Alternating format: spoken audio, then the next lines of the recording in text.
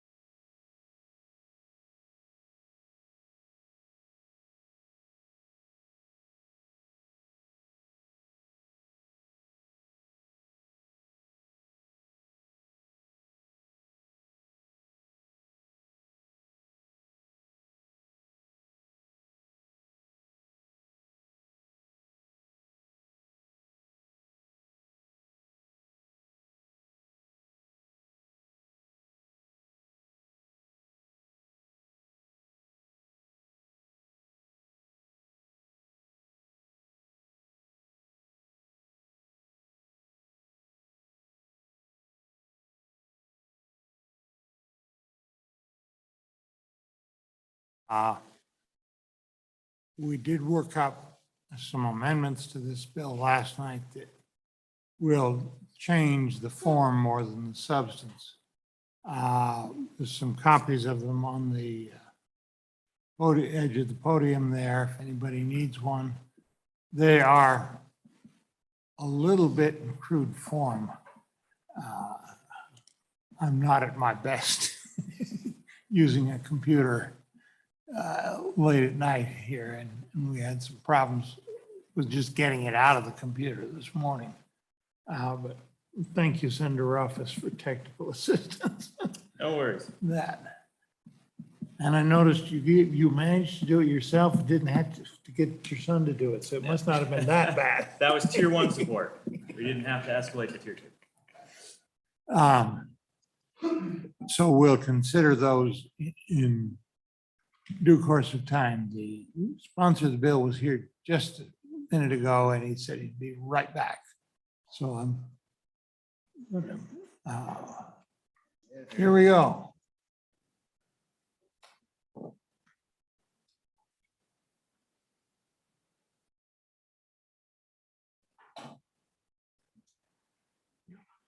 Okay, LaBelle, you don't need for any formal reason to call the rolls, do you? It's up to you, sir. We'll just go ahead and get started. Senator McCown, the bill we've got before us is Senate File 103, Education Limitations on Teaching Critical Race Theory 2. Your bill, and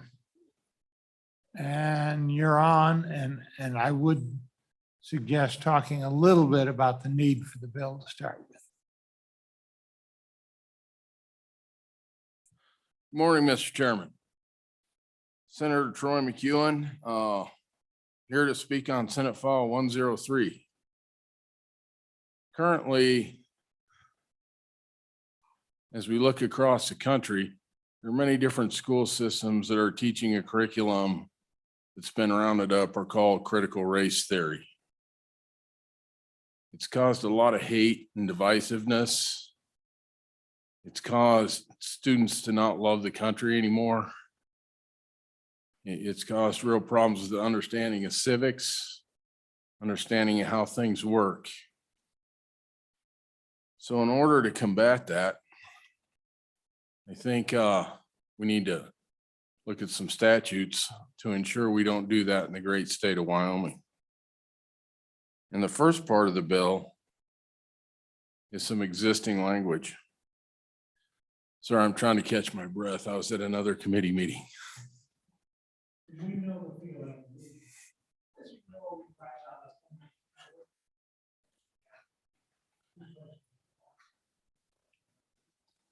Currently, the existing language has a requirement for study of the U.S. Constitution, the Wyoming Constitution, and they have to pass an exam to get out of high school or a baccalaureate degree. It has 3 years of instruction, K through 8, has a requirement for 1 year of high school, an requirement for 1 year in college. I like the existing language. We're going to talk about a couple amendments or some changes to that in a minute. As we go into it, we're basically looking for the right language to get rid of the divisions on the basis of sex, race, ethnicity, religion, national origin, skin color, just about anything you could be discriminated against.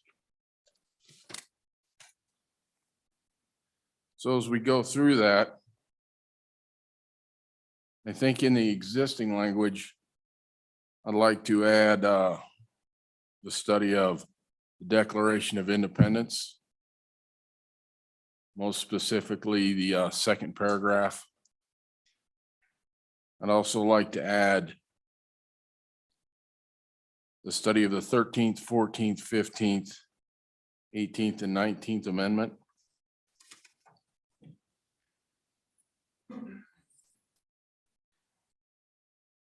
And I think we need to put something in there.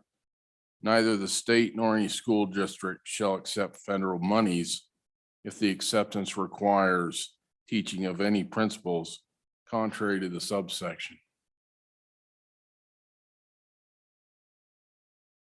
And it's really a pretty simple bill. And with that, I'll stand for questions, Mr. Chairman.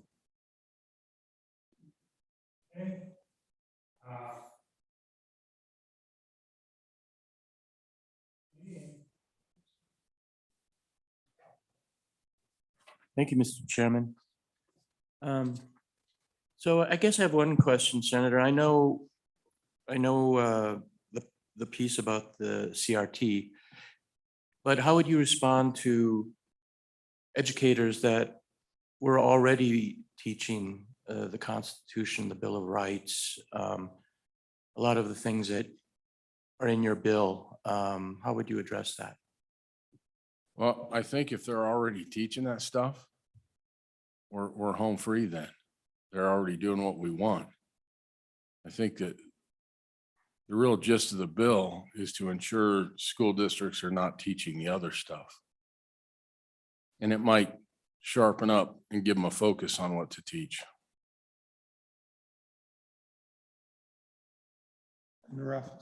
Thanks, Mr. Chairman.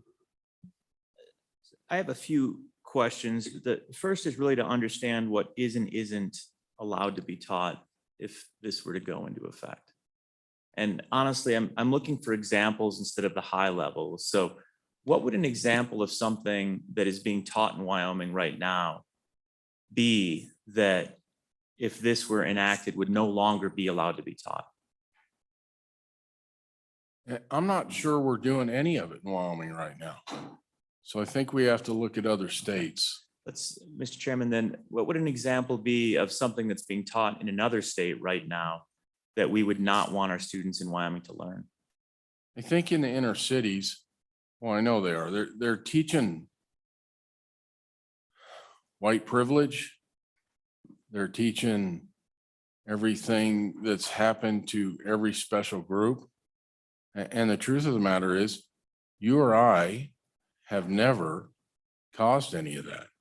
I think that's fine to teach about slavery. I think it's fine to teach about everything.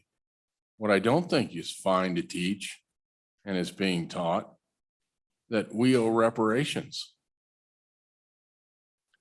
You've done nothing. I've done nothing. It's in the past. And I think if we're going to teach slavery, we need to teach it where it started, the origins. Because in a sense, America is a good story about slavery also. Although very few of our population participated in it, our country is the one that started ending it, and not just here, almost worldwide. Mr. Chairman, follow up. So one of the struggles is always the opinion of what you said. I mean, there is some of what you said, which is fact-based, and some of it is value-based. And The question I would have is, are there facts that would be off limits in this, like historical truths, that something happened? Juneteenth doesn't show up in many history books, but that happened. But at the same time, unquestionably, Juneteenth, I think, is something that would qualify as inflammatory from a racism or race division basis. Should we not teach about that because it is something that's inflammatory, even though it happened? Oh, we should teach about that. There's a lot of inflammatory things that we teach about. We look at US and state history. There's a lot of bad things that happen in the state. There's a lot of good things that happen in the state. I don't mind the educational process. What I mind is the shaping of minds in a divisive and hateful manner. Mr. Chairman, following up on that, but again, it becomes a judgment call at some level whether it is inflammatory. And that topic is an inflammatory topic. I could see that somebody would easily say, well, Juneteenth is off limits because it inflames divisions on the basis of race. And then I could see others, such as yourself, potentially say, well, as long as we're sticking to the facts, it would be fine. That kind of getting to the bright line concept. The idea that you suggested it, and I don't know if this was something that you would say we should be teaching, but I believe you said that, you know, that there's a good story to be taught about American slavery. There might be different viewpoints regarding whether there's a good story to be taught about American slavery. Who makes that decision? I think the student themselves, if it's fact-based and you're describing the events and teaching the events in a manner that's not causing a divide, in a manner that's not developing hate and explaining both sides of the story, then it becomes education and not a tool. And let me interject at this point, because Juneteenth happens to be something I know a little bit about, because at request of one of my constituents, I sponsored the bill that made that a holiday in this state, which is passed, is on the books now, celebrated Saturday in mid-June. And what Juneteenth was the final act in the Civil War, where down in Texas, the general commanding the Union troops put out a proclamation officially ending all legal slavery down there, and that was the last holdout in the United States. So it's celebrated as the end of it. And I don't see why. I would think that one in particular would be something worth teaching about, because it's the celebration of an end of an evil. Okay, Mr. Chairman, then following up on that, the point I'm actually trying to make, I think, is coming through very clearly through this discussion, which is that we all have different viewpoints on what is and isn't considered to be fact, oddly enough, none of us being a historian, and what is and isn't opinion-based. And if we're putting potentially language in statute that specifically is calling something out as bad if it inflames divisions on the basis of sex, race, ethnicity, that's a judgment call that then somebody has to make. And I wasn't saying, you know, letting the child decide, that's not in here, right? This is statute telling schools what they can and can't teach. So what I'm trying to explore is who gets to make the call on what is and isn't inflammatory and that would inflame divisions. And I guess if the next thing, if the answer to that is, well, the local school board, then I would say, shouldn't we just leave this up to the local school board like we literally do through the constitutional requirement that school districts are the deciding authority for what is and isn't taught within their district, not the legislature? Every statute we have on the books just about falls into the category you just said. So we may as well not have any statutes. We'll just let it go crazy. If that were the case, we wouldn't even have a need to have this discussion because every superintendent across the country would make sure it's not happening. But yet it is. It's a lot easier to end this before it starts than try to fix it after the damage is done. Thank you, Mr. Chairman. I think, Am I done? Okay. yeah, I think. Then I'm gonna take off for the other meeting. Okay. Committee, anybody else? What?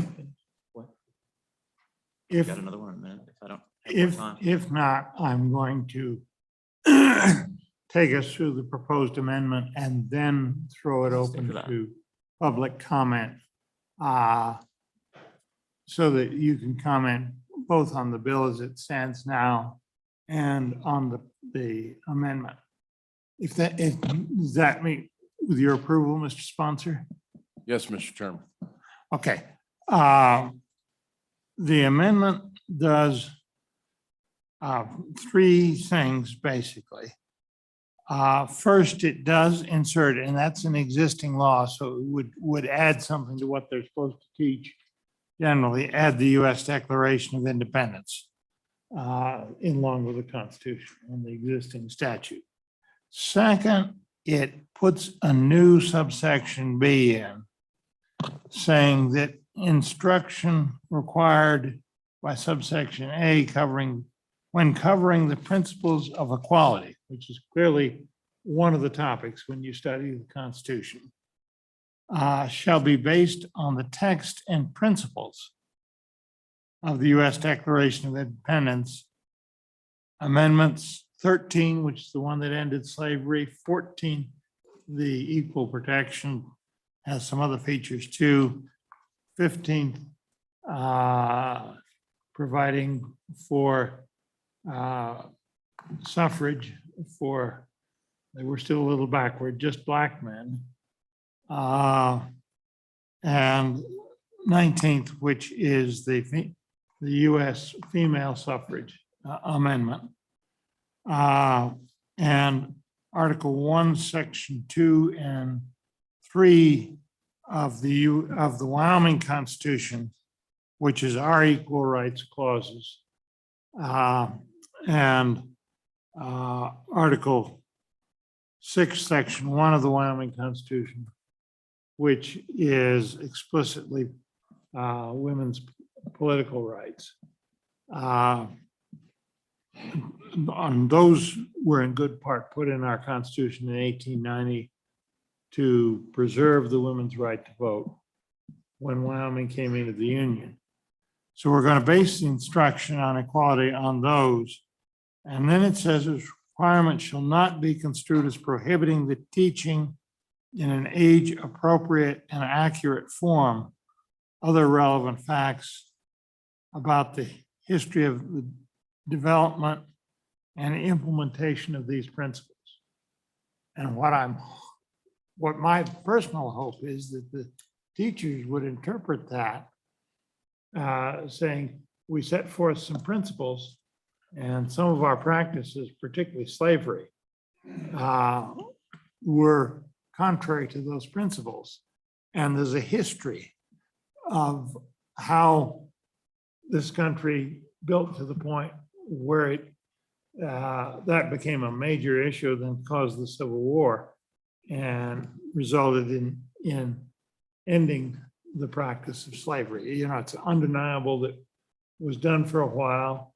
There were a lot of the founding fathers that were themselves slave owners, and many of them recognized the contradiction between what they were putting into our founding documents and what they were doing, and hoped it would go away, and it didn't, and led to that. So any fact is, you can teach it as, and you do need to talk about what's age appropriate and what is. You can't go into the level you would for a PhD level course for grade school. It And doesn't work Mr. that way. Chairman, I'd just like to add to that a little bit. Okay, go ahead. If we use these documents that our founding fathers wrote, it truly becomes in my mind, fact-based and not opinion. The Constitution says this. The state constitution says that. And if they understand that, I think they'll have a better understanding of their own freedoms and liberties. And I think they'll get a better grasp on what's really going on. Thank you, Mr. Chairman. And that's, I appreciate that. That's, I think, an important perspective. So we aren't trying to discourage the teaching of any facts.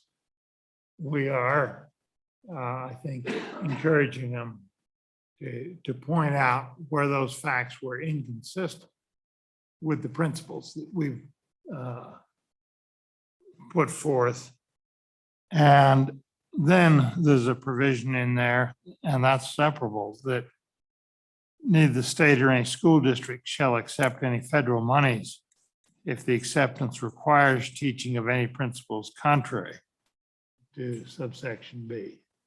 In other words, if they're going to teach principles that are against our Constitution, that's one thing we do not want advocated in our schools. Mr. Chairman? And we might, well, you can play with the language to say, instead of teaching, you can say advocating. Under office. Thank you, Mr. Chairman. A couple of points on that. The first, this isn't about teaching facts. This is about teaching history that we agree with. That's what it's about. Statute already says teach facts, basically. We already have a process for developing curriculum and standards. Curriculums developed locally, standards developed by the State Board of Education through a rigorous process where stakeholders come together. This is how we do things. The problem is we disagree with some of the facts that are being taught. And you don't share the same fact set that I have. So one of us is wrong. And that's the interesting point, right? For example, this emphasizes teaching the Constitution. And yet, I would say, and this is subject to interpretation, but I would say that the amendment itself is unconstitutional as proposed because it's not within the bill title. We can disagree on that. But we clearly have in our Constitution a discussion about the fact that any amendment has to be within the bill title. You read the bill title, you read the amendment, it's probably not there. But as the good senator, the chairman said yesterday on the floor, what's the Constitution among friends? And we'll disagree on I that. didn't quite get a majority for that one. You didn't. One vote short. So again, this idea that there is an objective truth, and if we just stick to the objective truth, everything is going to be fine. That's just not consistent with how history is taught, regrettably. We don't have objective truth. We have texts that analyze things from different perspectives. There's interpretation. We don't have the time machine to go back and just watch it take place. So the concern I have is really, this is not about trying to make sure that we have a better, more fact-based curriculum or a set of standards. It's about the fact that good chairman would like history taught consistent with his beliefs. Good senator would like history taught consistent with your beliefs. I would probably also like that. But over the past 12 years, instead, what I've done on this committee is tried to keep us, the legislature, out of the business of telling people what they should be teaching in classrooms, because we are not experts in history. We are not experts in these areas, and really from a separation of powers and from that constitutional standpoint, once again, looking at what's in the Wyoming Constitution, there was a prohibition for the legislature to prescribe textbooks. Now, what did that mean? When they were writing it, it was basically the legislature should stay out of this business and let another entity deal with determining what should and shouldn't be taught, because it should not be politicized. So, Mr. Chairman, if you look back at my voting record, you'll see I've never voted for anything like this, whether I agree with it or not. Whether I like the principles, I like the premise, doesn't matter. It's literally not our job pursuant to the Wyoming Constitution, which we're trying to teach. And therein lies the irony. And you'll probably disagree with me on whether or not that's the right interpretation. And that's fair, because that's literally how things work with the Constitution. So which set of facts do we teach?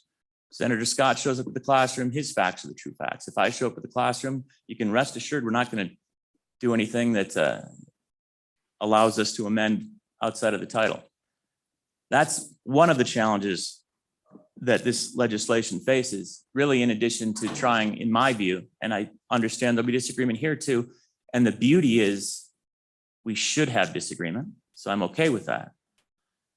But I think the intent here is to restrict access to information that we find inconvenient and uncomfortable. Inconvenient and uncomfortable information is the best kind of information. It's the kind that makes you think and learn. And the idea that we would try and polish up history because it gives us that feeling of discomfort that maybe the United States has screwed up a couple of things over the years, and I feel like we have. I don't know why we can't be teaching kids of all ages the fact that we've made mistakes, and hopefully we learn from those mistakes, because if you don't learn from the mistakes, history tends to repeat itself. Mr. Chairman. Mr. So Chairman. I'll just say what I'm in closing, I'm on and against the amendment. We'll hear some testimony on it. But for the most part, I'm on and against the amendment because it's not germane to the title. It's not within the title, and therefore it's unconstitutional within Wyoming to amend it as such. I can have an argument up on the floor about. It might happen, yeah. And I'm going to quote you again. And Mr. I am, Mr. Chairman, I apologize. My bill is up. I'll come back to it at the end. It's a short bill. I will say to the audience, the reference to what happened yesterday was we had a bill that was raising some fees, and the Constitution says the revenue raising bill has to start in the House of Representatives. And there was an argument over that. And George Washington Plunkett of Tammany Hall was quoted. And that's an interesting piece of history if you ever get a chance to read about that. If I don't make it back on time. Okay. Mr. Chairman. Okay. Can I, is it relevant to what we're just talking about? Because I want, Senator Beitman has a question. I want to Oh, go. okay, I'll wait. Thank you, Chairman. I was going to respond to my good friend from across the aisle when he was talking about basically asserting that we're not teaching the facts, or there's two sets of facts. This bill does not tell them what to teach on facts. This bill basically sets out that you can't spin the facts based on your theory, and this critical race theory or your philosophy. So you can't color what you're teaching in the light of, oh, Timmy, you're 10 years old, you're white, your dad has a college degree, your mom is a doctor, you're privileged, and you should be ashamed of that privilege. And poor little Timmy is going, what did I do? I didn't do anything wrong. That's what this bill does. This bill, we don't do anything about changing the teaching of the Constitution or how we teach the Constitution or our founding documents. Yes, we made mistakes. That's all stuff we learn about by being able to read, going back to the K-3, being able to read and learn and read comprehensively and read, to the good senator's point, the words on the paper of the Constitution say it all. We don't need the color of critical race theory or any other divisive political philosophy, conservative or liberal. We just need the facts. Wouldn't you agree, Senator McEwen? Mr. Chairman, Senator Beitman, that you stole the words right out of my mouth, so I'm glad I waited. At the end of the day, there's no intent here to teach history, and I think the quote was a polished manner. The Constitution is clearly set out. It's very well written. And I believe you cannot fail by teaching those principles. That's how this country was founded. So at the end of the day, back to the bill title argument, it's tomato, tomato. It's all related. The bottom line is there's no exact definition of critical race theory. And as we discussed this, you could call it a chair. But at the end of the day, it's the concept behind it. And the reason the language is written the way it is on the amendment is I was a little short-sighted developing the bill. That's fine. I can't teach critical race theory. I'll just change the name of critical race theory to some other name and keep teaching it and say, well, I'm not teaching critical race theory, when in fact, the intent is to teach what's behind critical race theory. So I would argue that the amendment is constitutional on that ground alone. Thank you, Mr. Chairman. Senator Beitman. Ready? Let me just, because it's cited in here, read the relevant part of the Wyoming Constitution or portion of it here.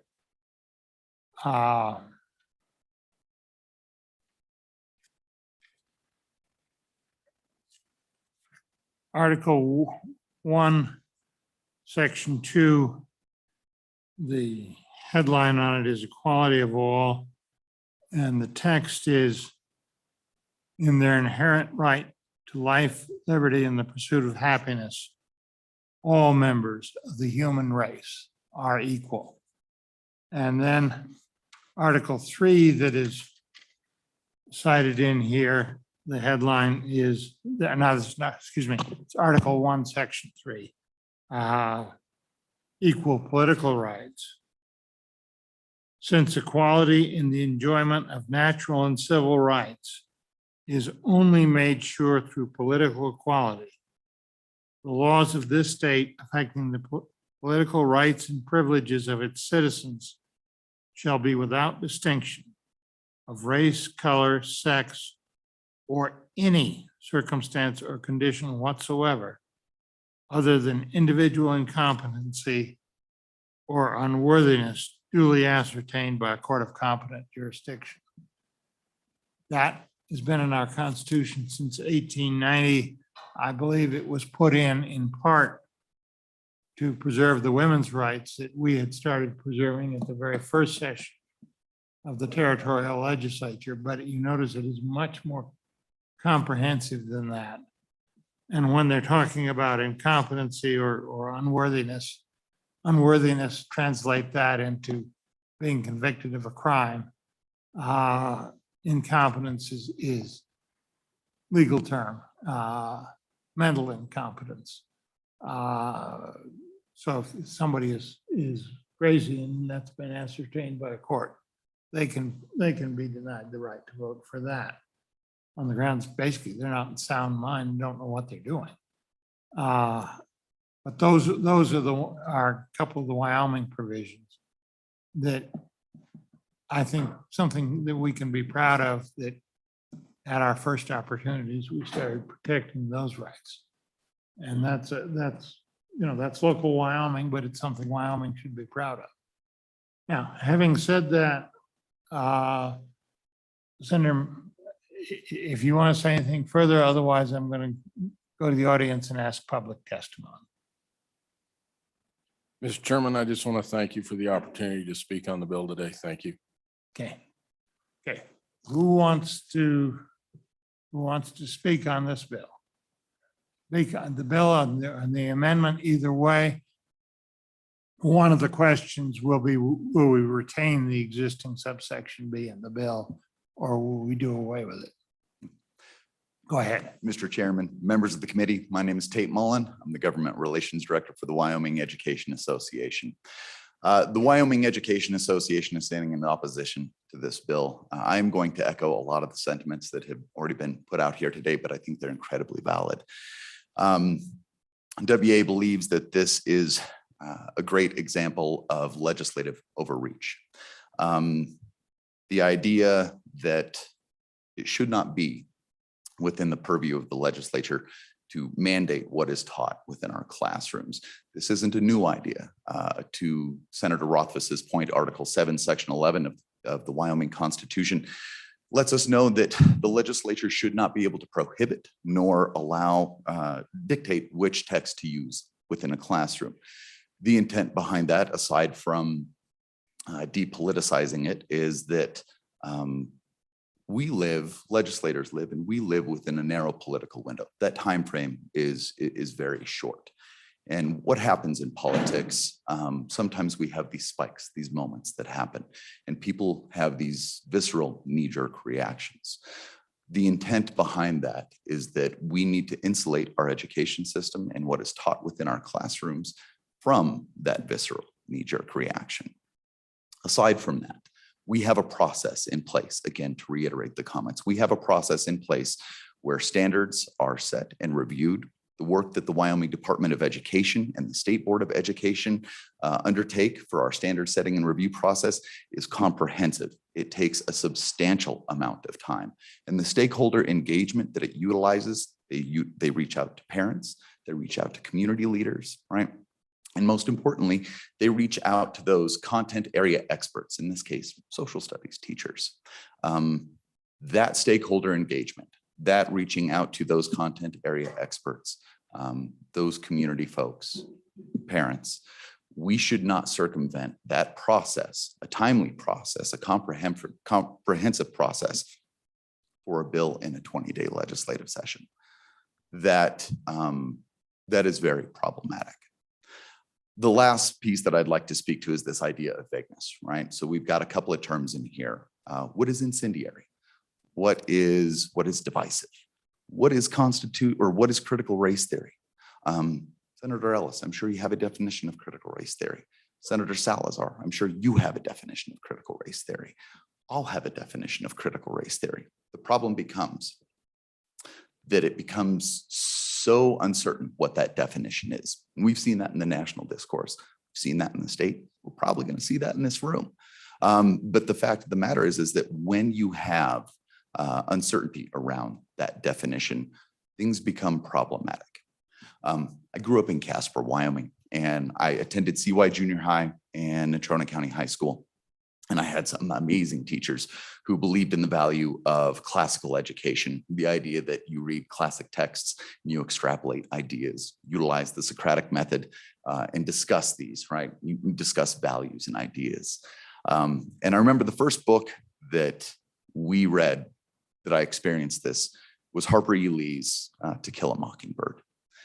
And when we went through that and we talked about this text and we talked about what happened, and you talked about the precarious nature of Tom Robinson's trial and why Atticus Finch knew he was going to lose this case and that Tom had a better chance on appeal, not because the facts were laid out that way, right? Because what you were looking at was a time and a system where the testimony of a white woman bore more weight than the testimony of a Black male and the facts.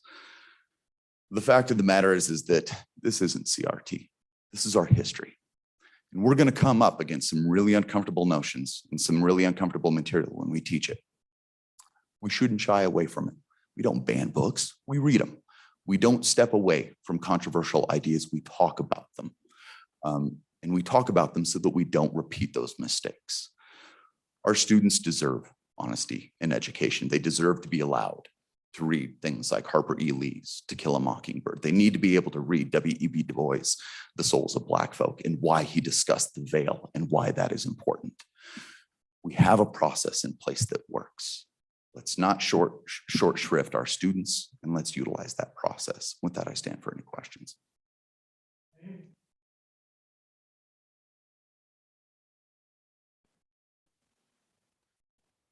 Let me ask about several things that you got here, where you say it's not the function of the legislature to say what should be taught. I take it am I then right in understanding you object to the things we have required over the years? And let me just give you a few examples. One of them is right here in the statute we're amending, saying you got to teach about the Constitution. And I would point out that the Constitution is not a textbook. It's a living historical document and part of our existing law. That's different from specifying a textbook, way different. And frankly, my understanding is they put that provision in because there was corruption at the state level. The textbook sellers were bribing the people making the decisions. And that was a reaction to that. But that's another historical quirk. It's there. We can't prescribe textbooks. Constitution's not a textbook, is it? Chairman Scott, appreciate the question. So in terms, I think we're looking at two different pieces here, right? So if we look at, hey, we would like the Constitution taught, or even looking at like basket of goods, right? That is something that is within the purview of the legislature. What this bill does is narrow that scope, right? And it narrows it to the point that we're talking about terms of within specific curriculum, what is incendiary, what is divisive, what is CRT. It's not that broader. To your point, right? Yes, the legislature has weighed in on what is that basket of goods, what needs to be taught. That's absolutely valid. Where we need to stop is when that focus gets really narrow, and especially with these terms. Okay, so it's a matter of degree in your mind, because the other examples I were going to cite, we have required in a statute passed some 20 years ago, teaching of reading, trying to get kids up to reading at grade level was the language used by the end of third grade. So you don't have problems with us doing that sort of thing? Chairman Scott, no, again, this is more, again, that's that broader focus of, look, these are the components of our education system that we need to be effective. It's, again, once you start narrowing down and really that vagueness in the language in this bill that makes it microscopic in terms of what curriculum could be taught in our classrooms. It could potentially have a chilling effect on our social studies teaching as well. And a requirement in statute for years, Representative Hageman was the guilty party in getting it put in, that required the teaching of foreign language in kindergarten, first and second grade, because that's where the research shows that's best taught. And that was resisted by the educational establishment from day one, and not ineffectively. That's something committee eventually, I think we're going to have to revisit eventually. So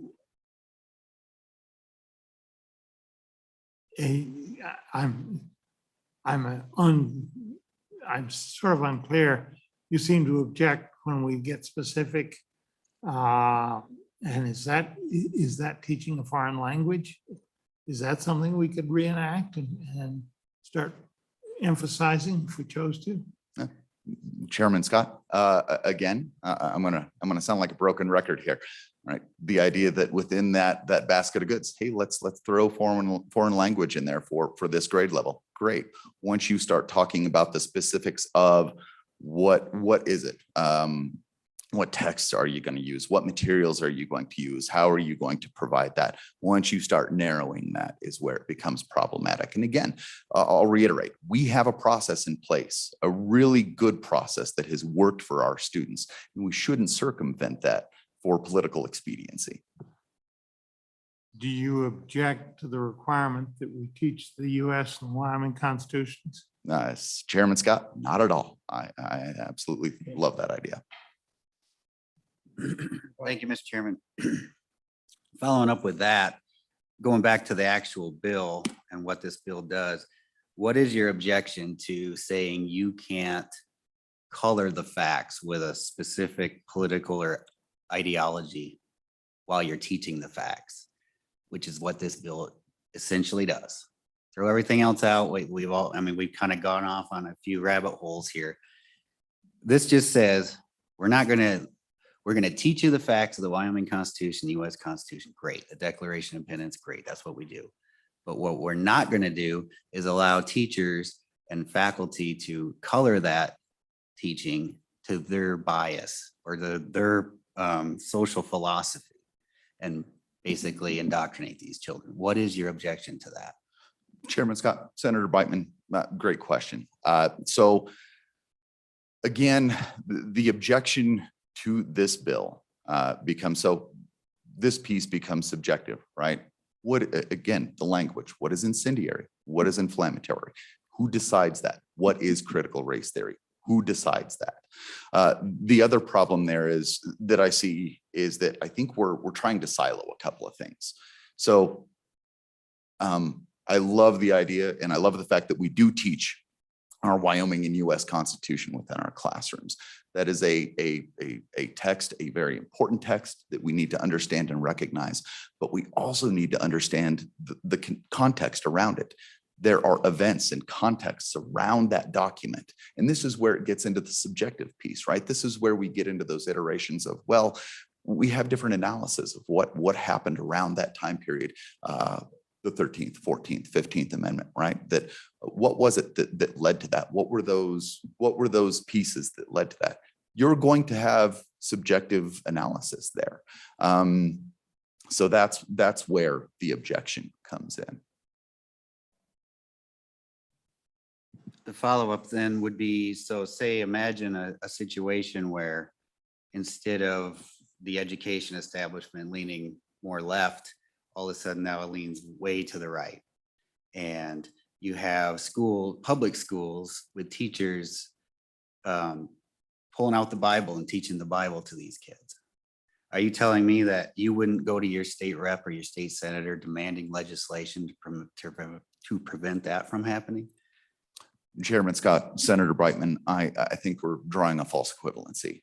We have provisions that don't allow us to do that within the education system, and for good reason. And this is part of our constitutional provisions, right? So we would object to that. But again, that's not something that we would want the legislature dictating either way. So. Yeah, we do have provisions in the state constitution about sectarian teaching. I would add though, Mr. Chairman, that this type of far left-wing philosophy is turning into sort of a religion to them. So for the record. Me? Okay, thank you very much. Who wants to be next? Mr. Superintendent of Public Instruction, welcome again.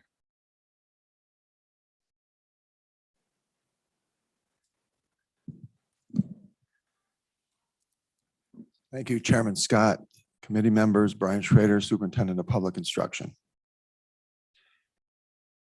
Just a few comments and thoughts here. Regarding the issue of political ideology in the classroom, the immortal words of the great emancipator have never been more relevant. He said, "The philosophy of the schoolroom in one generation becomes the philosophy of government in the next." This timeless piece of social prophecy still serves as both a reminder and a warning for us today, which is why this bill is an important piece of legislation that my office would support. Would anyone be okay with our government leaders requiring us to deconstruct our racial and sexual identities and rank ourselves according to our power and privilege? Then we should not be okay with an elementary school requiring the same of first graders, like what happened in Cupertino, California.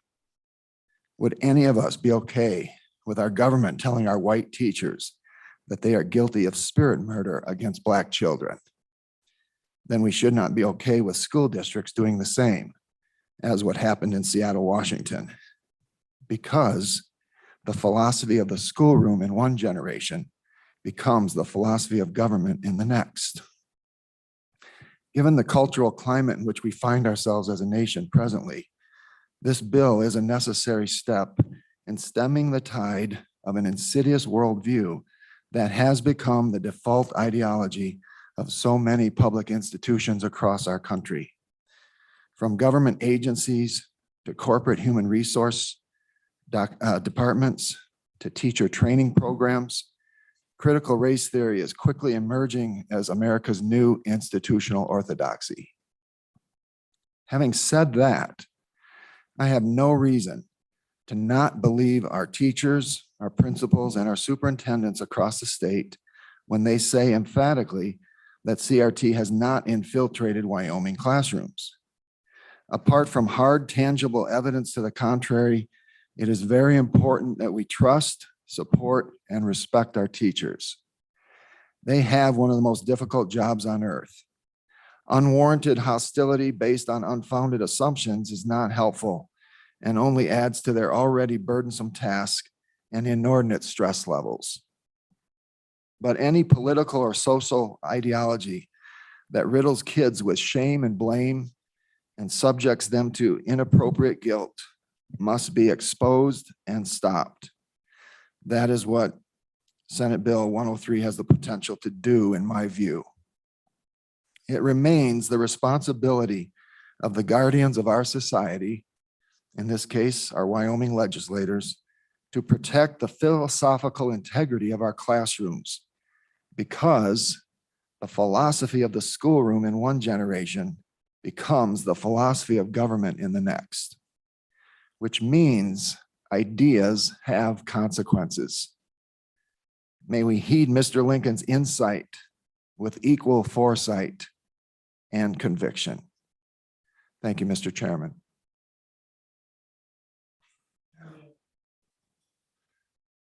Thank you very much, sir.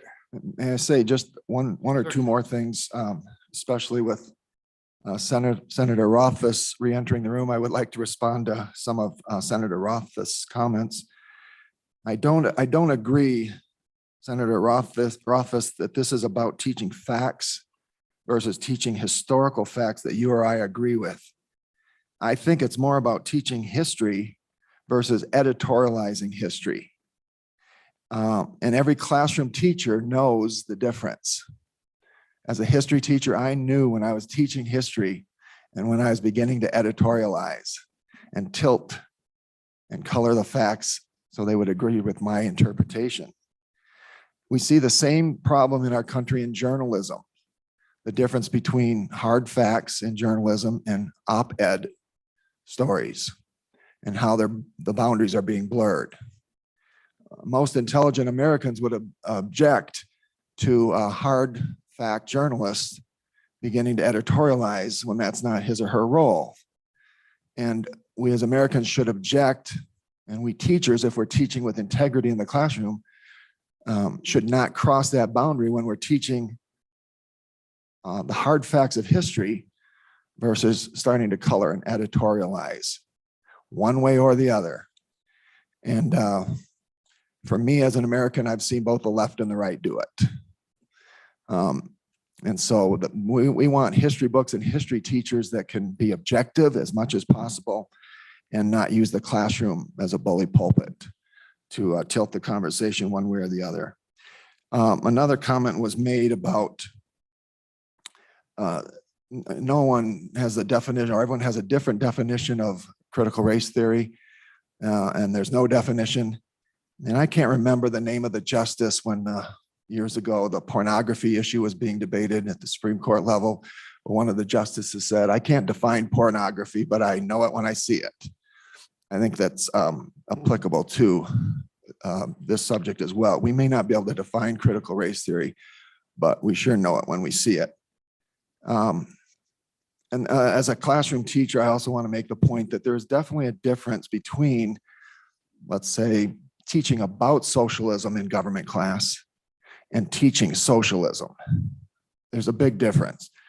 There's a difference between teaching about atheism, which in my religious schools that I taught my students about atheism, but I wouldn't teach them atheism as truth, as fact. And then the final thing I just would want to say is, as being a former family counselor, one of the things that guided us was every functional families have boundaries. Dysfunctional families don't have boundaries.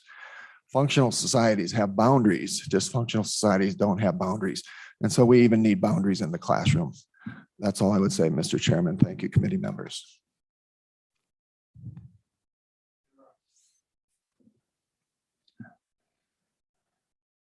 Did you do that? I'm just kidding.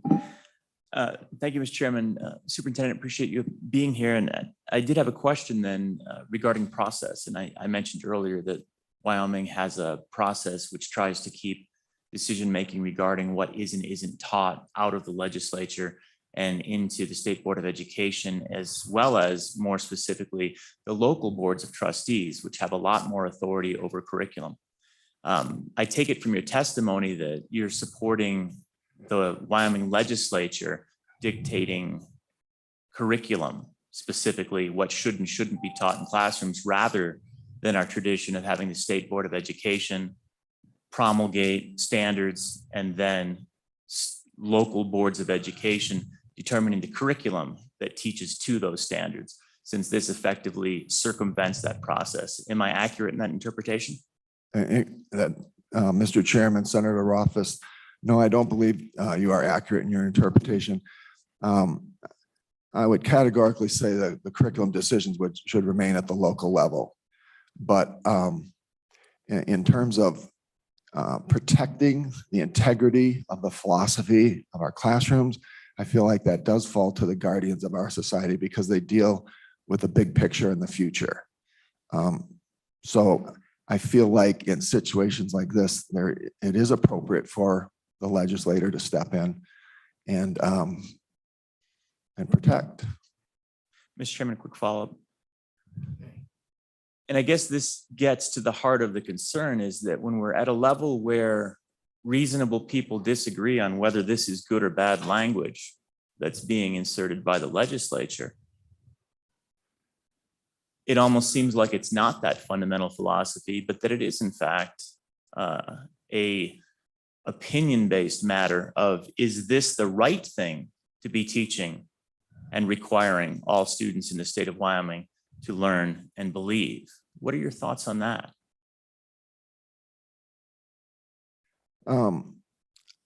I guess I would go back to the journalistic analogy. You know, the old school journalists, whether they are liberal or conservative, are appalled by what's happening in journalism today. Absolutely appalled, conservative or liberal, with a blurring between, hard facts and editorializing op-ed type journalism and calling one the other, blurring the boundaries between the two. The same thing is happening in the classroom, given the cultural climate. We are so polarized as a society. And honestly, I don't ever see that great gap coming together because you've got two completely different worldviews and the twain shall never meet. But again, I go back to the great Abraham Lincoln, quoting scripture, "A house divided against itself shall not stand." So the leaders and the legislators of our country are going to have to embrace one worldview or the other because they're incompatible. Mr. Chairman, Superintendent, you and I agree on the idea that editorializing is different from teaching fact.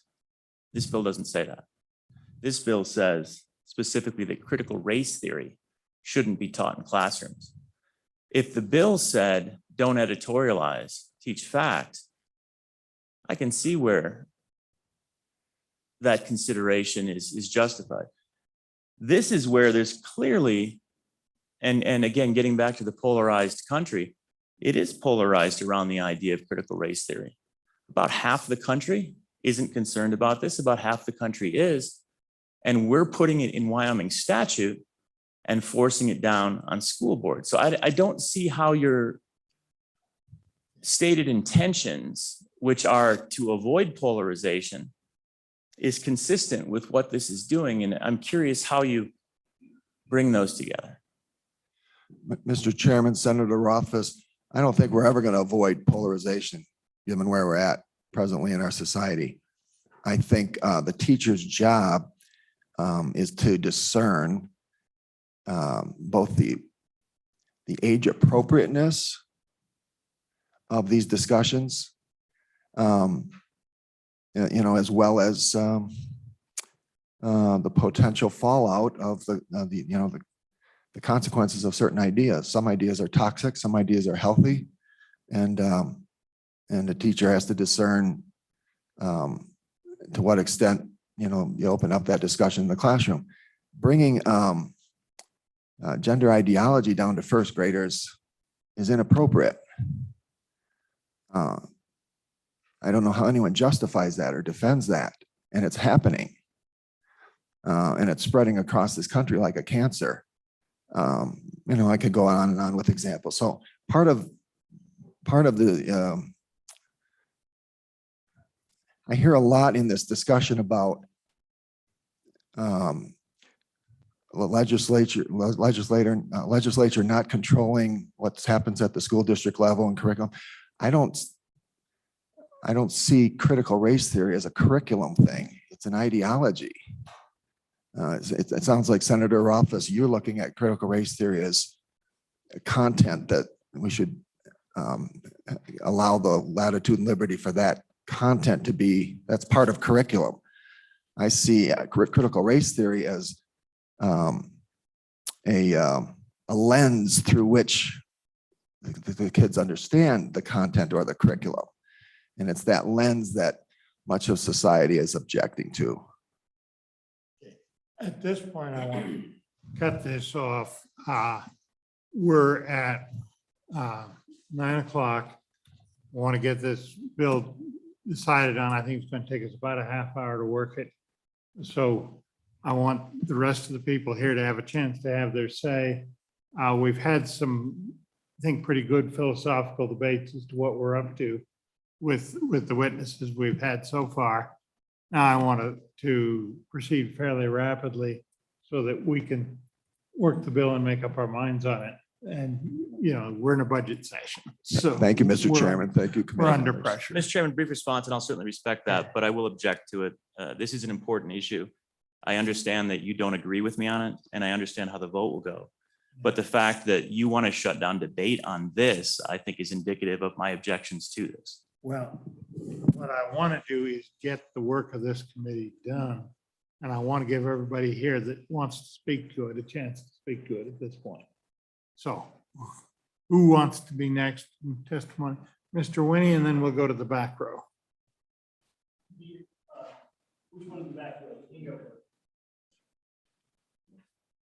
Mr. Chairman, Bill Winnie, Sublette County. I have a little bit different view of the issue here in front of you. And I think the discussions you've had so far sidesteps a key issue. In my observation, critical race theory and other ritzy glitzy stuff out there that has been proposed is really not scholarly work. And I believe it legitimate for the legislature to specify something along those lines. So I think that's the core of the issue. Subject to your questions, thank you. Okay. Thank you for being blunt and to the point. Okay, you're next, sir. Let us know who you are and proceed. I will go to the green mic. My name is Greg Hunter. I'm from Laramie, Wyoming. And I want to thank the committee and members of the committee and Chairman Scott. First, I wanted to say that Senator Beitman, your idea that somebody would be teaching little Timmy that he's less than really is never really taught. I consider myself a poor white Baptist boy when I was growing up. So when you start looking around at why you're poorer than your peers, you can automatically start to make these conclusions for yourself. Nobody's teaching you any of these things. You're observing the world around you and embracing it. I will also say that I would absolutely love to teach the Bible in high school. As a Baptist guy, I heard all these stories, but when I read the Bible myself, I came to a different conclusion. And the same is with when we read the Constitution and our amendments. Your definition of well-regulated might be different than mine. And Chairman Scott, when I heard his description of equality, I, kind of thought about what he was talking about was kind of what this book was talking about. And if you read this book, it kind of describes, it was kind of eye-opening to me when I read it, that I was not exposed to these kinds of things. And so I think exposure leads to a better education. And this particular process has certainly educated me. My understanding is that when the legislature writes something, that the judiciary or those evaluating it look back on the legislator's intent.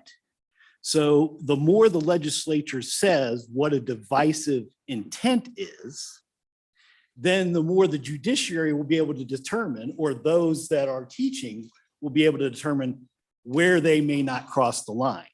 So it looks like a little bit of that particular thing. So I would like to ask whether some issues might be divisive intent.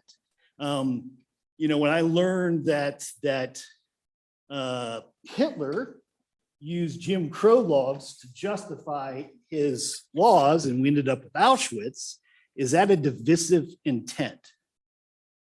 When I learned that this particular book, which I would love to teach, was used to justify slavery, is that a divisive intent?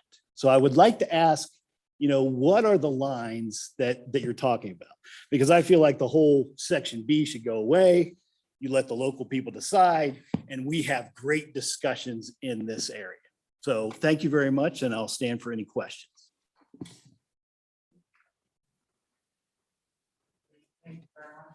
Thank you.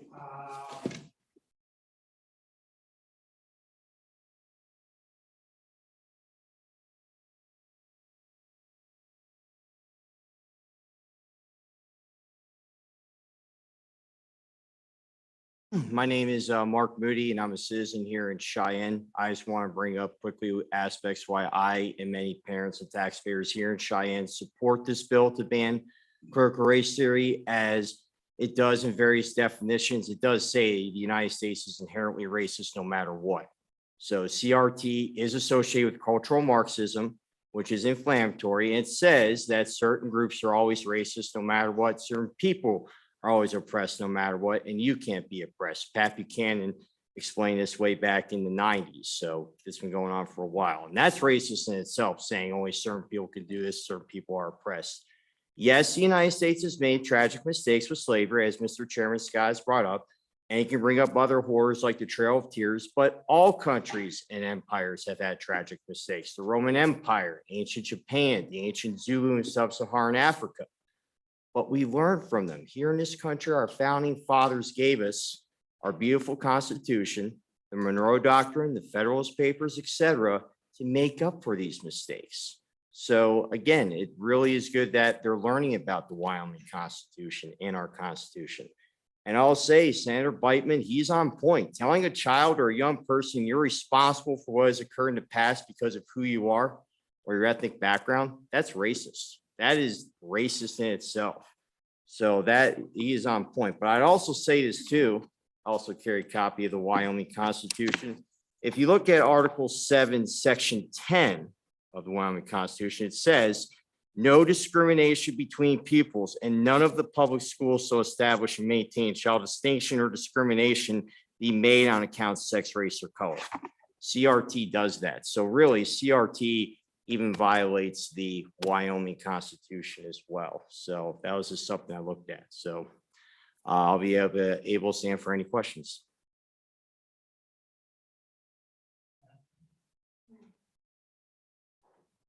Thank you, Mr. Chairman. I think this is the thing I'm struggling with the most. And you just said it, is if it's critical race theory is already prohibited by the Constitution, then we should have like a pretty good enforcement mechanism, right? And so if we pass any, variation of this, how do we get to that? Because if it's already prohibited, but it's still happening, then what's this legislation going to do? If it's, how is this going to be stronger than the Constitution? So that's just one thing I'm grappling with is, I understand the intent. And I do think that we have, as a country, some important conversations and grappling with racial and, sex-based issues that's still with us. But that's what I'm wondering is is this legislation going to be more impactful than the Constitution? Thank you for the question, Senator Ellis. Mr. Chair, members of the committee, this here will be sure that the Constitution is being followed because there are teachers, there are superintendents that think it's okay or they claim it's not happening. I can tell you it's happening. I know Laramie County School District 1, we're being told, oh, they're not being taught it. There are parents saying that there are some teachers doing it now.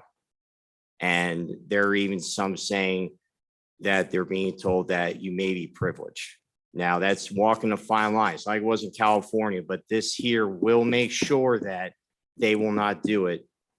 And that our Wyoming Constitution too says that, hey, you pretty much, you can't be discriminated against. But the thing is that I don't think they interpret it as that. So this right here kind of goes with the Constitution, make sure that everybody's protected from learning this cultural Marxism is what essentially it is, as Pat Buchanan said.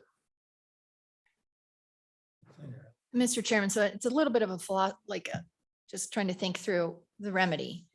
I think we have school districts where maybe this isn't happening, school districts where it is, teachers that don't do it, teachers that maybe do. I think that's why the court system's there. And so that's, I guess, why I'm wondering, we can keep adding more and more to our statute books. But if the theory is to go after the person that's violating what's in the Constitution or an existing law, then that remedy is generally the courts. And so since we're having a big constitutional lesson today of, the branches of government and balances of power, I'm just wanting to sort through a little bit of that because we could keep adding legislation every year, but at some level, if we're trying to get after the wrongdoer, you just don't keep adding laws. I think that was Reagan who said this. We don't keep adding laws to get after wrongdoing. You start looking at the specific wrongdoer. So I just appreciate your commitment to looking at this issue. And you mentioned there's more in your mind that might occur this year. So just wanted to get your feedback on that. My comments. Thank you, sir. Senator Ellis, Mr. Chair, members of the committee. Again, the problem is the court process takes forever, as we know. Look what happened with the Supreme Court with Heller. That took forever. And that's the other problem too. And the thing is that time is now because, this philosophy is going into our schools and it's really a dangerous philosophy too. As the great senator who sponsors the bill, it's already in some of our school districts now in particular states and some cities. We don't want this here in Wyoming, and other states have already banned it. I know Florida has done it. So, let's take the lead of Florida.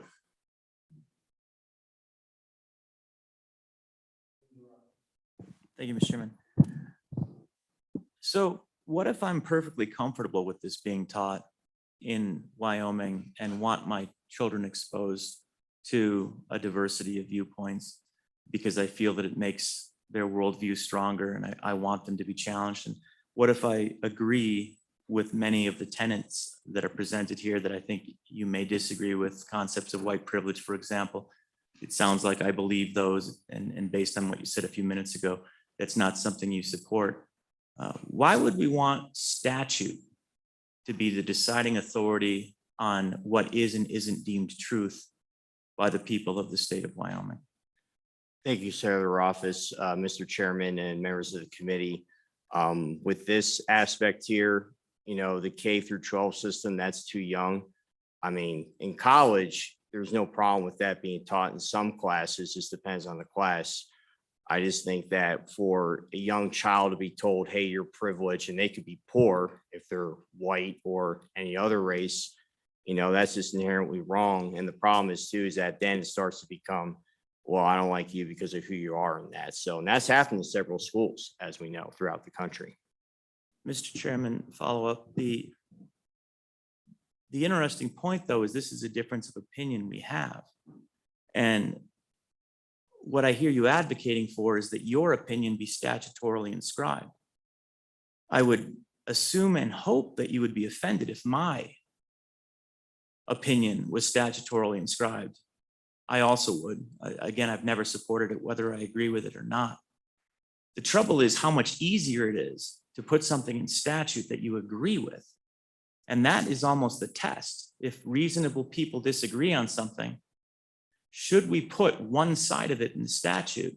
And so I'll ask you, if this was something that you disagreed with, if this was a mandate that every student in the state of Wyoming be taught critical race theory, would you think it was a good idea to have it in statute?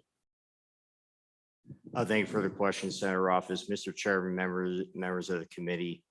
Again, I think what we're looking at are philosophical differences. As Senator Beitman said, keep the conservative, liberal, libertarian philosophies out and just do the facts.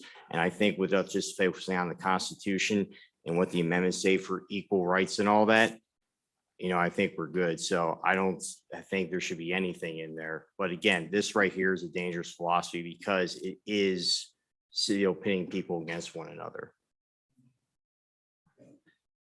The challenge there, though, is that you contradicted yourself in back-to-back points. You said that this is your philosophy and this is your belief. Let's stick to the facts. Those are not the same thing. We disagree on philosophy. We'll probably agree on the facts. This bill and what you said as the justification for us moving forward with this bill is that it agrees with your philosophy. So that's where I have challenges of what we put in statute. Should we be asking just teach the facts? Or should we be asking, teach the philosophy I agree with? Thank you for the question, Senator Office, Mr. Chairman, members of the committee. The thing is, though, is that critical race theory, does ascribe white privilege and does ascribe that you're the oppressor. And if you're this group, you're always going to be oppressed. And that is an aspect there that's not even accepted among the old, the old left, like Bill Maher and them. So again, that's why I think we're approaching that dangerous territory. Again, if it's a college graduate class, by all means, that's fine. It's different because you can make those determinations. A child can't. A child's going to come crying home to their parents saying, hey, I was told I'm an oppressor because of who I am. And I think that's why this is very important here overall, because again, even the old left is saying this has gone too far. And again, I mentioned one Joe, I know he's a comedian, don't necessarily agree with him, but a lot of people, again, in the old line are saying, hey, this is too far. Thank you very much. Thank you very much, Mr. Appreciate Chairman. your Members of the committee. testimony. Yes, sir.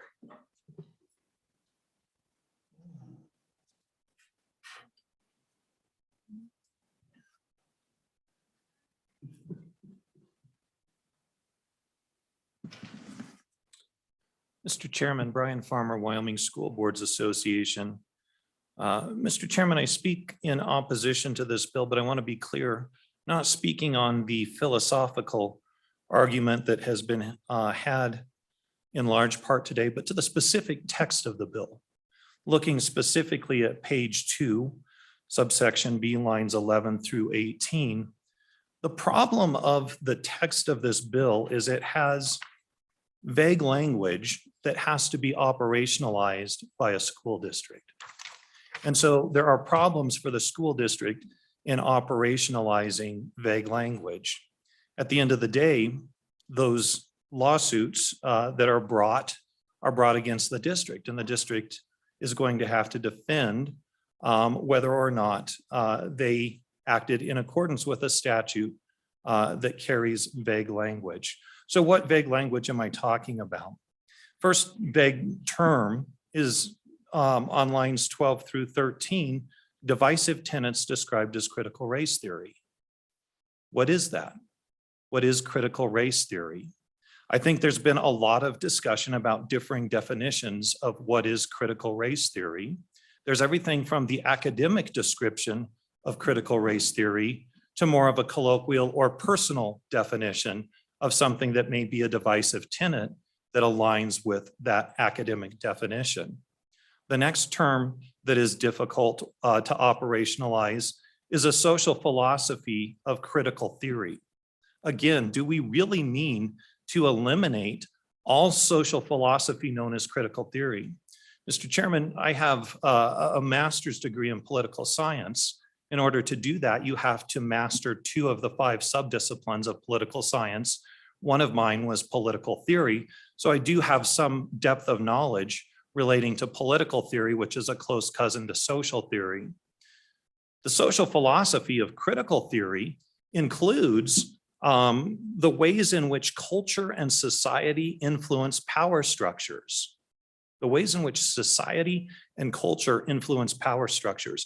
Now, this legislature in 2017 passed the Wyoming Indian Education for All Act, which requires that Wyoming students learn about the cultural heritage, the history, and the contemporary contributions of Wyoming's First Peoples.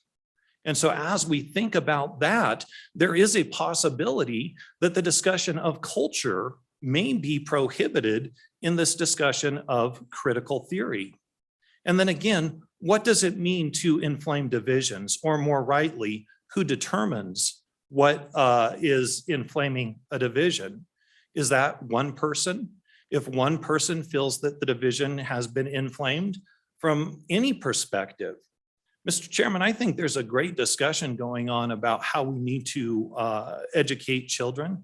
But I think the problem with the specific language here is that there is not clear direction to a school district in how to move forward. We have lots of ideas about what critical race theory might be. We have a very broad philosophy of critical theory, social philosophy of what is critical theory. And then we don't know who gets to decide what inflames division. All three of these terms are problematic because of their vagueness. And Mr. Chairman, I think the challenge for the school district is again in operationalizing what the intent of the legislature is here. Again, can we teach Wyoming Indian Education for All? Can we teach about race? Can we teach about different ideas of historical occurrences or different perspectives, different stories of what westward expansion looked like? And I think those are all great discussions to have. But I think that this bill just leaves us a little short. The state superintendent talked about the great line from Justice Potter Stewart in the Jacobellis case. Jacobellis versus Ohio, 1964, is when he, in a concurring opinion, talking about obscene speech, said that I can't quite define pornography, but I know it when I see it.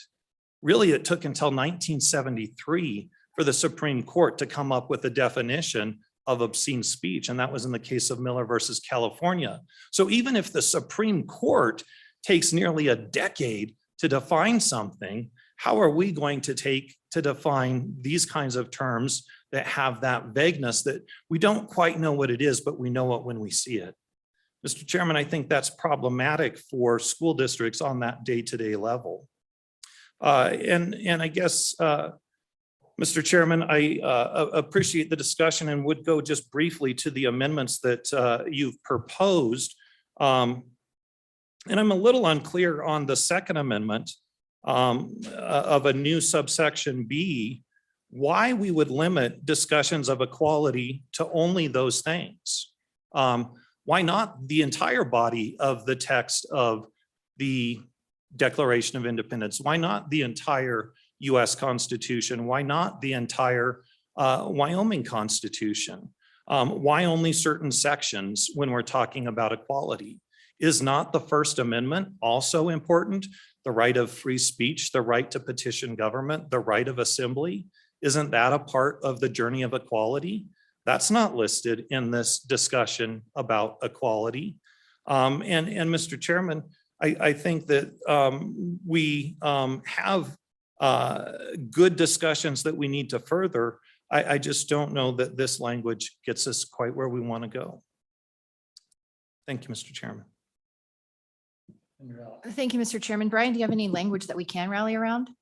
I think what I keep hearing in this room, and I think from both sides of the aisle is, and this is where I fall, is, you know, a principle of us being Americans is that we don't want to promote hatred on the basis of sex, race, ethnicity, religion, or national origin. I would hope that everyone in the room can agree on that. So is there some language that you've worked on that might be acceptable? Because we keep, I think, looking at how we're different, but I would hope that at some point we can rally around something we all agree on. And to me, that's it, is we're all advocating, I hope, that we're not going to encourage hatred based on those factors, or hatred at all, really. But so do you have any language that we could work with? Mr. Chairman, I don't have language. I didn't come prepared for an in-depth discussion about the education of civics, which is something I absolutely love. I would love to do that. I looked at the bill title and this discussion of critical race theory, and I thought, the problem is in the text itself.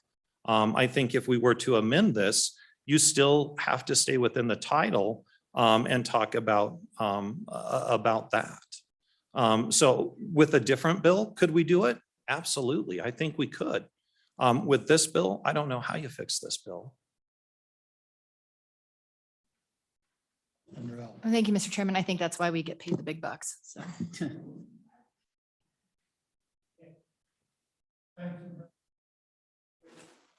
Who wants to be next? Do we have any further testimony?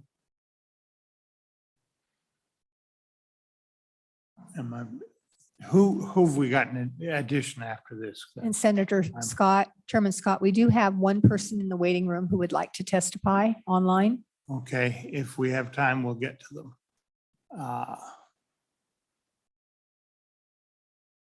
Thank you, Mr. Chair. Janine Bateski from Teton County School District. I'm a school board trustee. To me, one of the essential things, and Senator Ellis, you know me well enough to know I've been asking for this for a long time. When we opened up the social study standards to include Indian education for all, I suggested at that point in time, we need to investigate and make sure that the civic standards that are in those standards are correct. I could not tell you whether, I don't know the standards well enough to know if what you want to add is in the standards or not. But to me, one thing that this committee should do is to request the Department of Ed and the state board to get together and open up those standards and have that discussion, because what happens when you open up the standards is there's a very well-defined process that involves all community. It provides communities the ability to weigh in on it and so on and so forth, because, in the absence of a good process, you have emotion. I think the other thing that really needs to maybe be talked about is what are we doing with University of Wyoming in terms of, I'll say, helping to define those guardrails for teachers in terms of the difference between teaching the material and teaching their opinion.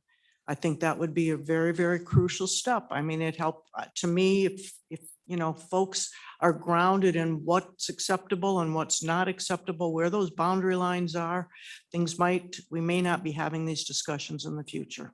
Thank you. Thank you very much. Mr. Ruffus.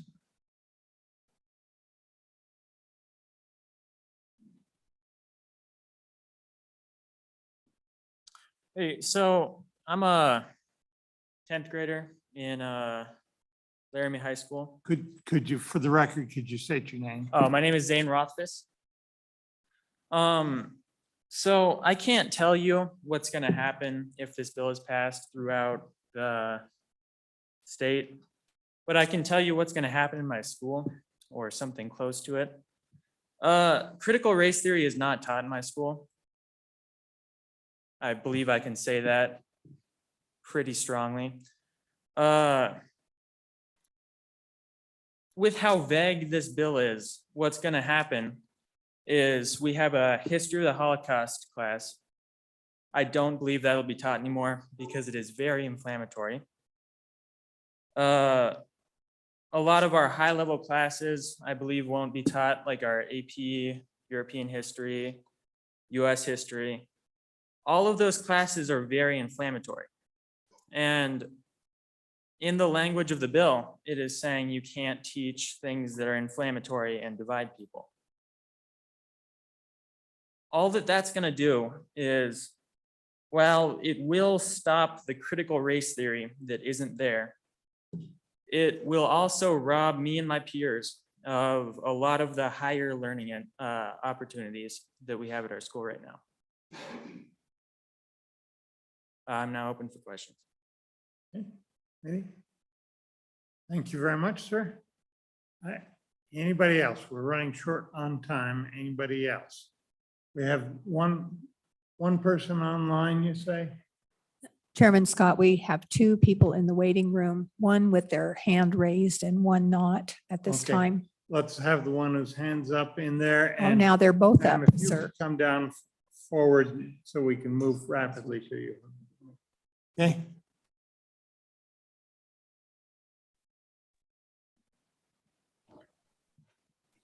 Good morning, ladies and gentlemen. My name is Evan Bach. I am a social studies teacher at Rock River School in Albany County. I'm speaking today, and I appreciate your time.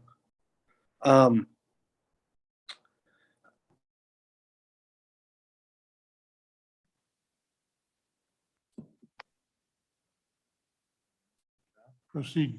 Did we lose him? Really wasn't going to take much of our time. Yeah. That was accurate. Okay. Okay, well, I'm afraid we'll have to lay that down to the problems of the electronic media. Ma'am, you're on.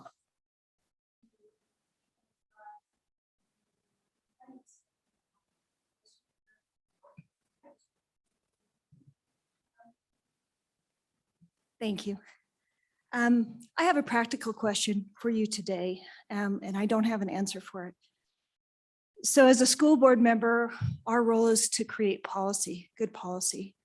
And so in light of the many controversial subjects that swirl around our lives and our culture, our role is to provide great policy to direct our teachers.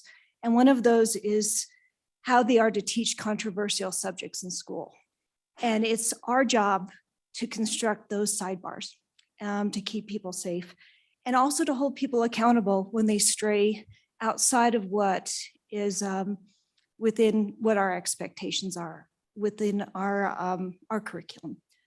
So my question today is, if a teacher, and I'm reading from the amendment, in teaching in an age-appropriate and accurate form about the relevant facts about history and the development and implementation of these principles.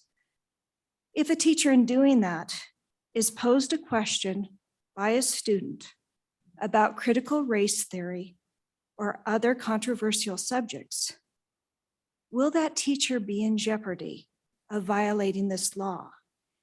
My question is, what are we asking of our teachers in the dynamic environment, which is the classroom? Because if the answer is that a teacher holds up her hand or his hand and says, we can't talk about that here, what happens next? I will tell you, as a mother of teenagers, there's going to be that question asked, not only in social studies courses, but in every course in the high school. Because when you give somebody a solid boundary, what students do is they press. And so my question is a practical one, that you consider how this is truly implemented, how we best, as school board members, as legislators, how we fulfill our role.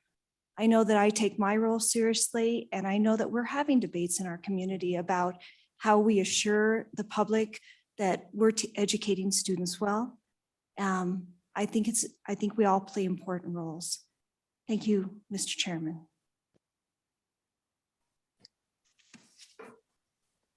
Thank you very much. At this point, we're going to have to cut things off. Apologize if there's anybody we don't get to. The gentleman on Zoom back again. Okay, we'll try one more time, the guy that got cut off electronically. Thank you, Mr. Chairman and members of the board. Am I coming through fine now? Yeah. Okay, I apologize for that. So I'm again restating, I am a teacher out at Rock River School in Albany County.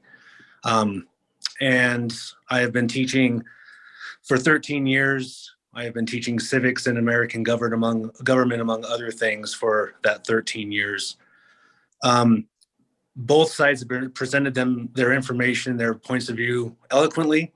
I think it comes down to several things with this bill and this, the perception among educators, and in education in Wyoming in general over the last couple of years is this lack of faith, possibly in the professionalism of our educators by some of the members of the state legislature.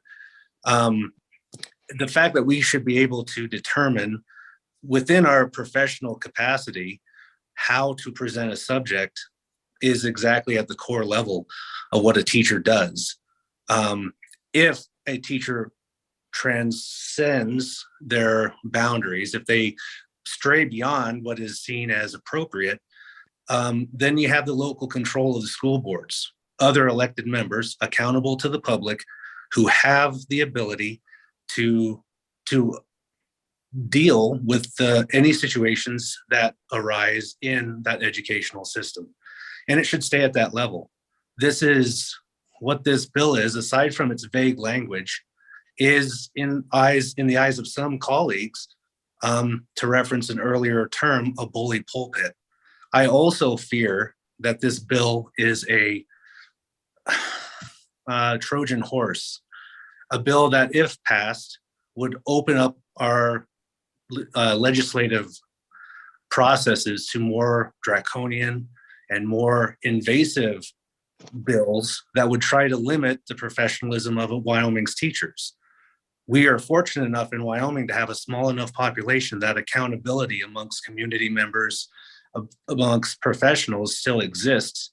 And I would fear that by passing this bill, you are only sending a message to the people in education that challenging systems, being able to describe and fully invest into a conversation is going to be limited. You are going to scare away at teachers. You're going to scare away the ability to have this meaningful conversation. And I think it's an unnecessary and unwarranted bill in the main. So with that, I will suspend my comments and await further questions. Thank you very much. Closes public testimony committee. Back on the bill, did distribute some proposed amendments. Troy, do you want to speak to them? You're the sponsor of the bill. What my intention is to just take them up one piece right after the other. Is that acceptable to you, Mr. Sponsor? Okay.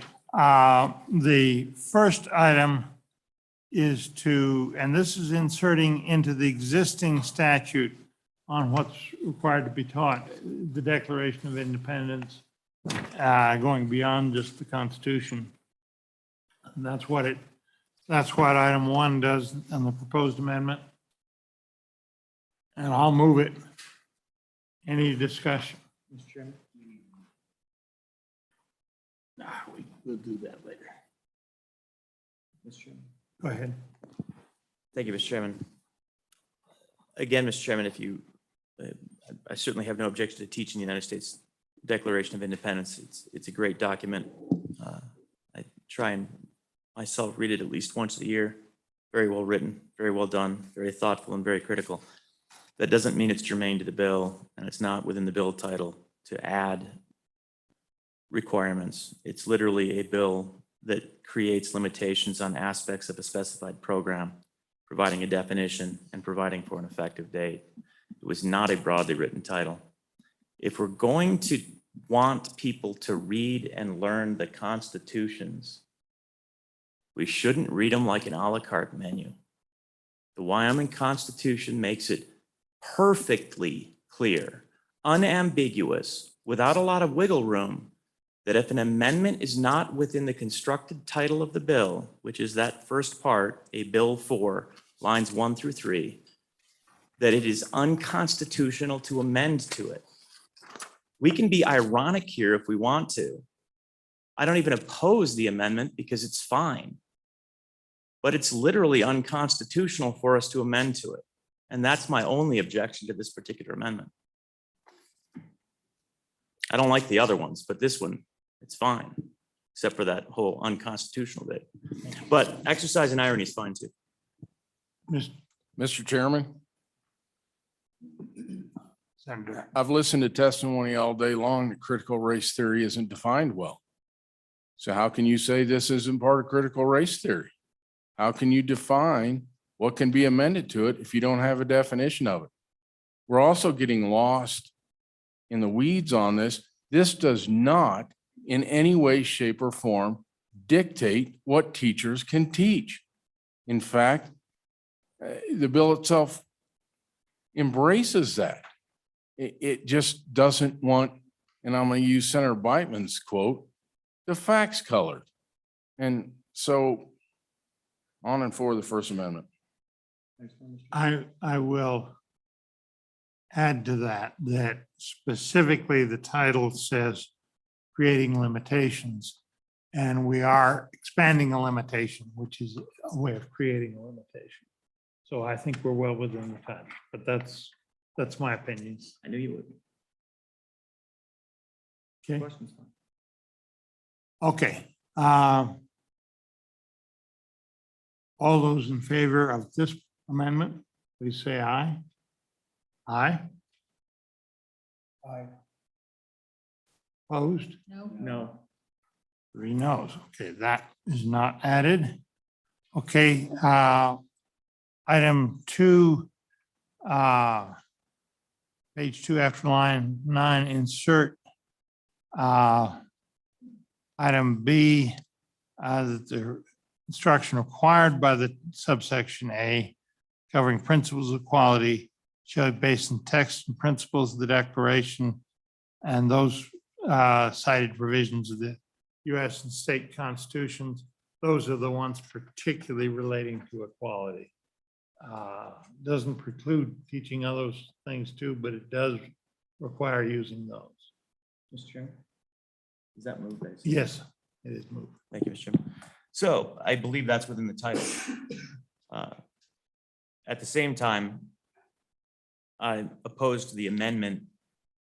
This is us picking our favorite parts of the Constitution in a way that, again, is first of all, not appropriate. I think the whole thing's pretty good. And second of all, this is the kind of thing that is a priority for us to be working through our traditional process of standards development through the State Board of Education and then curriculum development through the school districts. If they want to prioritize these, they should prioritize these. This is not the business of the Wyoming legislature and shouldn't be. In the 12 years I've been in the legislature on this committee, we have very, very seldom, and I think it was egregious each time, dictated to school districts what they should and shouldn't teach. I'll continue to resist. And honestly, I probably voted against the original passage that we're amending here because it isn't appropriate for the legislature to determine what is and isn't taught in the state. And this is further erosion of the appropriate separation of responsibilities. Mr. Chairman? Mr. Chairman, I appreciate the intent of this, but I think the hard part for me is, you go to law school and you can spend a whole semester on the 14th Amendment. You can spend a whole semester on the First Amendment. And a true appreciation for what these amendment does requires intense study. And so I worry a little bit about kind of throwing this in there without kind of a bigger understanding of what they actually mean. And I do think that's actually a problem. And this is the only time I'll say this among our colleagues is it's very easy to read one line in a constitution and there could be 50 cases that explain it, dissect it, apply it. And we just don't have a full picture when you just read the piece. So I think this concept's fine, but it needs further thought. So I'd reject it at this time.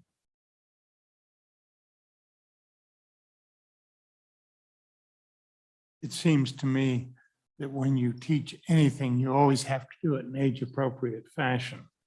And that involves looking at the text at some of the younger ages and not getting into all the cases. That's what's appropriate for law school. So I don't think it has a problem that way. And I do think this is something fundamental that we are in a position to dictate what direction we're going. and I think it's important enough for that. Okay, further comment? I just like to explain my no vote, and I think this is kind of getting into a different bill. I think that would be a great debate on a different bill. What we are in Title 21, Section 9102, very specific piece of the statute where it talks about the study of the Constitution of the state of Wyoming, US Constitution, and the study and devotion of, and this is the meat of the bill, American institution and ideals, which we limit in our new subparagraph B. That's what we're talking about here. I think we need to fix that language first. We need to work the definitions a little bit better. So I would reject this amendment as probably a new bill idea for somewhere down the road. But today I want to focus on this critical race theory and cultural Marxism idea. Thank you, Mr. Chairman.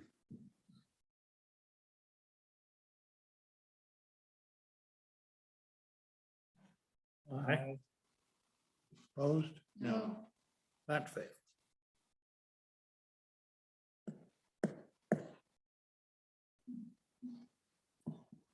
That, okay, I'm not going to offer item 3. I don't perceive that I've got majority here, and I think there is a potential title problem with that one.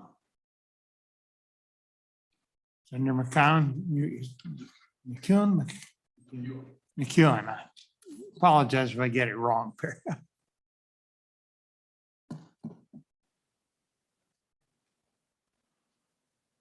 Yeah, I guess we're back to the drawing board, Mr. Chairman. Yep. I think we can recraft some language for this and still get there. Thank you, Mr. Chairman. Okay, go ahead. Mr. Chairman, I'd like to offer an amendment on page 2, line 12, strike the word divisive.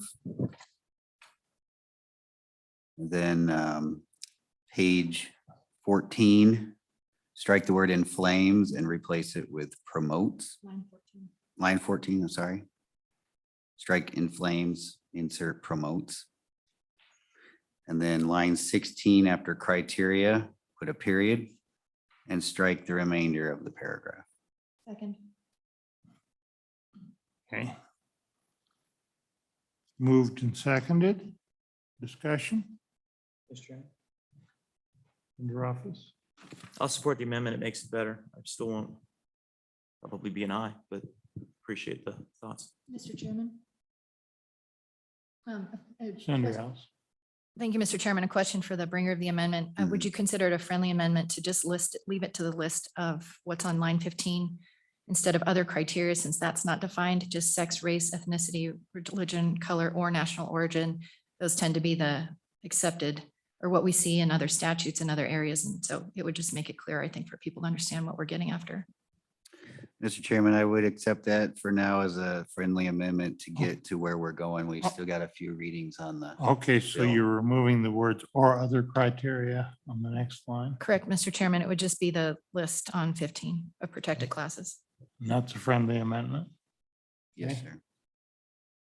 Okay, you've heard the amendment, including that last addition. Anything else? All those in favor say aye. Aye. Opposed? That carried. Anything further? Mr. Chairman. Senator Ellis. On line 14 on page 2, after the word divisions, put or hatred. So it would say as used in the section, American institution and ideal shall not include, critical race theory that, or any philosophy that promotes divisions or hatred on the basis. Okay, I'm having a little trouble figuring out where exactly you're putting it in. Yep, on line 14, after the word divisions Claims divisions or hatred, and we removed in flames. correct.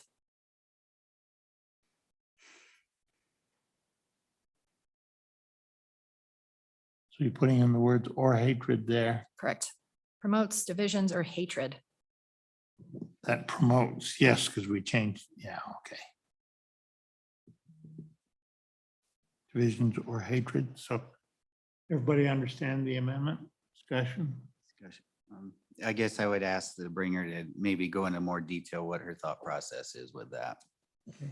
Thank you, Mr. Chairman. I think we've heard from a number of people in the audience that it's a little unclear what inflames mean. And I think by including the word hatred, I mean, that's what we're getting after is we are not wanting to, teach children to hate another person on the basis of their sex, race, or ethnicity, or anything on that list.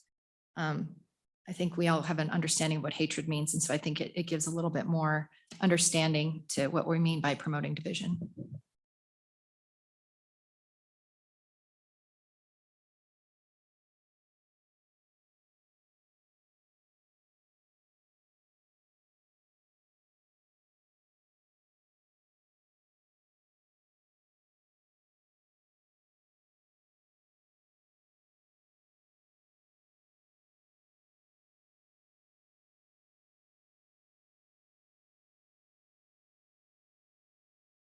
All right, I don't know that this amendment's going to go anywhere because it's contrary to, I think, the interest of the sponsor to ask him for feedback on the amendment if we can. But I think getting me to an aye on the bill, and I'll pitch an idea that would do it, won't necessarily like it, would be to actually strike on line 12 after shall not. Strike include now tenets often described as critical race theory or a social philosophy of critical theory that, and leave the rest. And it would, you need to change the verb a little bit so it becomes promote. And it would then read, as used in this section, American institution and ideals shall not promote divisions or hatred on the basis of sex, race, ethnicity, religion, color, or national origin. At that point, it just simply gets down to the fact that we're not going to teach hatred in the classrooms. Mr. Chairman, But I do want to hear feedback. I won't ruin his bill. I hope everybody's sitting down. I like it. Thank you, Mr. Chairman. All right.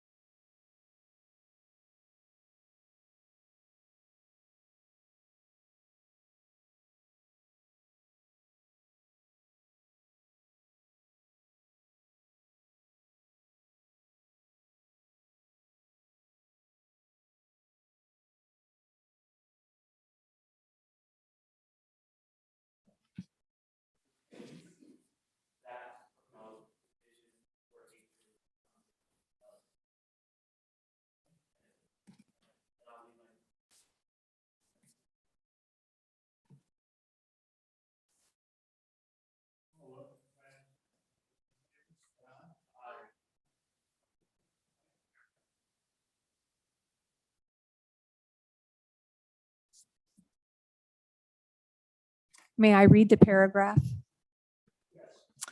As used in this section, American institution and ideals shall not include tenets that promote divisions or hatred on the basis of sex, race, ethnicity, religion, color, and national origin, period.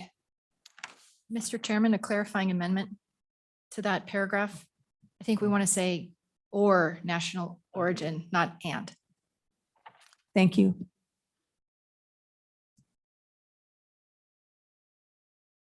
That was my mistake. Thank you.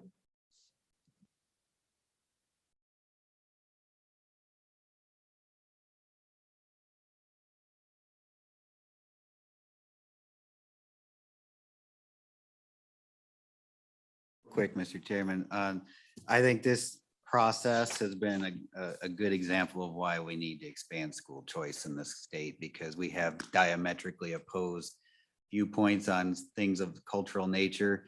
And I think the money should follow the student so parents can make that decision as to where their kids go to school, because this is not the last we're going to see of this fight. And I think this is only going to be getting worse and worse. And I think the parents should ultimately vote with their pocketbook and their feet. Thank you, Mr. Chairman. With that, call the roll, please. On Senate File 103, Senator Beitman. Senator Ellis. Senator Rothfuss. Aye. Senator Salazar. And Chairman Scott. Aye. That would be 5 ayes. Do pass amended. Okay, thank you all very much.